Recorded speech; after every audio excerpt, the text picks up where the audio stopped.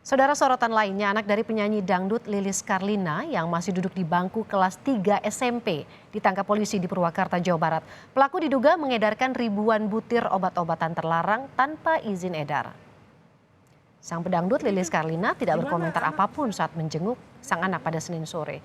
Karena usianya masih di bawah umur, putra pedangdut Lilis Karlina berinisial RD tidak dimunculkan oleh polisi dalam jumpa pers Senin sore di Mapolres Purwakarta. Yang ditampilkan adalah tersangka lainnya yang berusia 26 tahun yang berperan sebagai kurir RD. Anak Lilis Karlina ditangkap di rumahnya di wilayah Ciwareng, Purwakarta, Jawa Barat pada hari Minggu. Saat ditangkap, polisi menyita sekitar 2.000 butir obat terlarang berbagai jenis. Merek dari tangan RD, dan RD ini diduga membeli obat-obatan terlarang secara daring dan bertransaksi lewat kurir.